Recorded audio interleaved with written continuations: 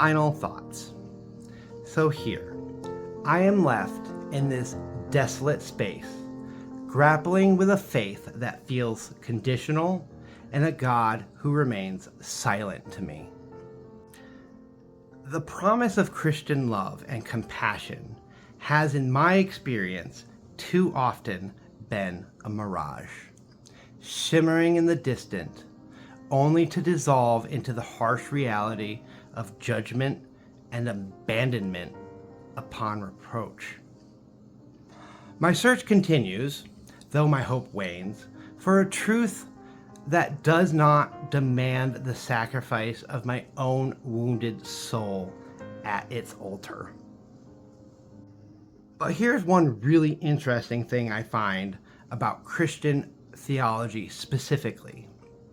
In one part of the New Testament, Jesus says that God will forgive you for everything and anything, with only one exception, and that is blasphemy of the Holy Spirit.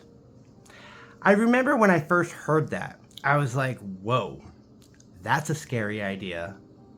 But what does that even mean? And it doesn't literally mean blaspheming the Holy Spirit, like saying, Holy Spirit, you're not real.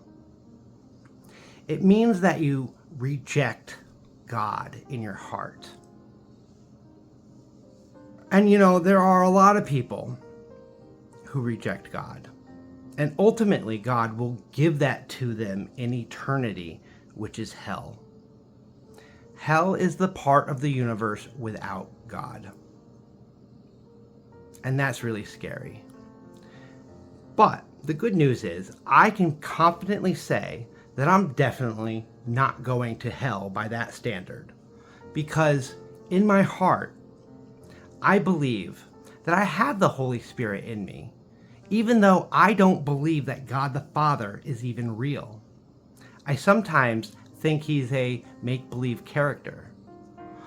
But the Holy Spirit, if it's real, if it's the essence of being kind or loving, despite your problems, then that's what I am.